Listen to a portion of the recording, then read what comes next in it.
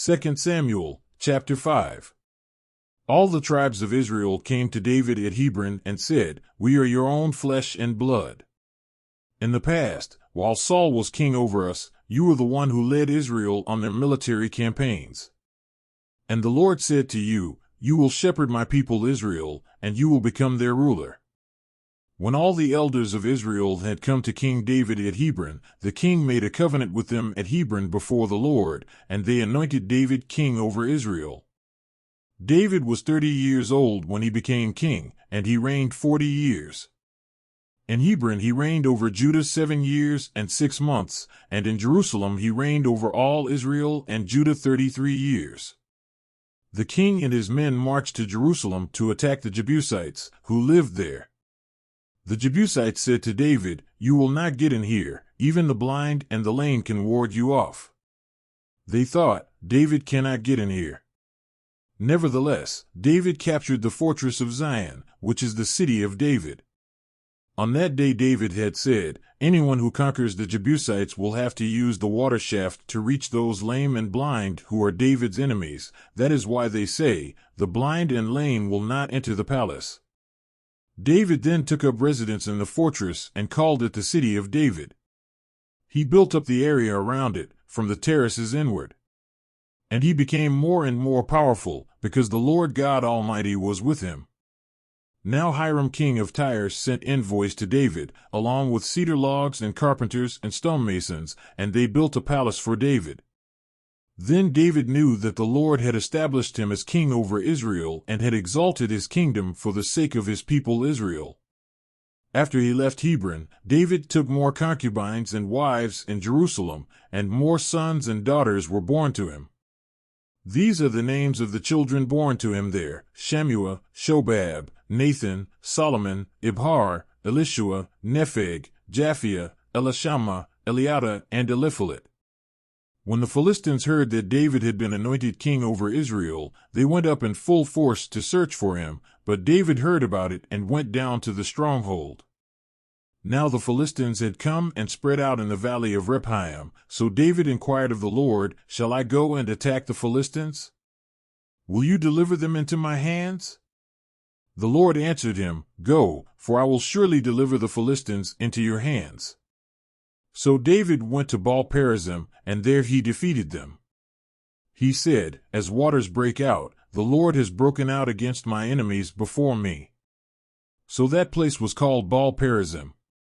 The Philistines abandoned their idols there, and David and his men carried them off. Once more the Philistines came up and spread out in the valley of Rephaim, so David inquired of the Lord, and he answered, "Do not go straight up, but circle around behind them and attack them in front of the poplar trees. As soon as you hear the sound of marching in the tops of the poplar trees, move quickly, because that will mean the Lord has gone out in front of you to strike the Philistine army." So David did as the Lord commanded him, and he struck down the Philistines all the way from Gibeon to Gezer. 2 Samuel, chapter 6.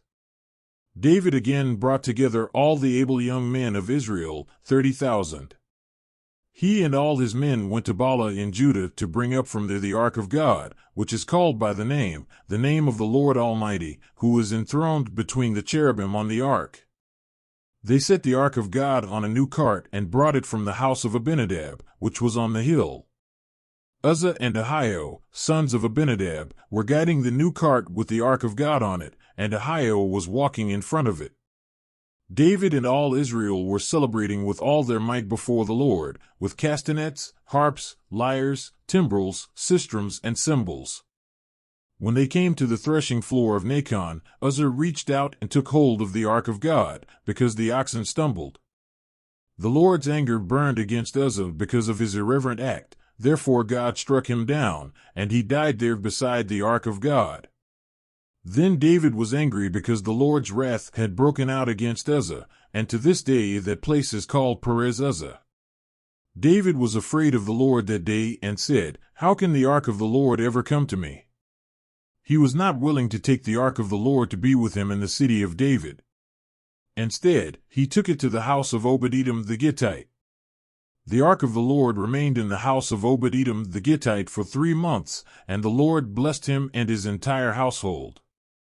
Now King David was told, "The Lord has blessed the household of Obed-Edom and everything he has, because of the ark of God." So David went to bring up the ark of God from the house of Obed-Edom to the city of David with rejoicing. When those who were carrying the ark of the Lord had taken 6 steps, he sacrificed a bull and a fattened calf. Wearing a linen ephod, David was dancing before the Lord with all his might, while he and all Israel were bringing up the ark of the Lord with shouts and the sound of trumpets. As the ark of the Lord was entering the city of David, Michal, daughter of Saul, watched from a window. And when she saw King David leaping and dancing before the Lord, she despised him in her heart. They brought the ark of the Lord and set it in its place inside the tent that David had pitched for it, and David sacrificed burnt offerings and fellowship offerings before the Lord. After he had finished sacrificing the burnt offerings and fellowship offerings, he blessed the people in the name of the Lord Almighty. Then he gave a loaf of bread, a cake of dates, and a cake of raisins to each person in the whole crowd of Israelites, both men and women. And all the people went to their homes.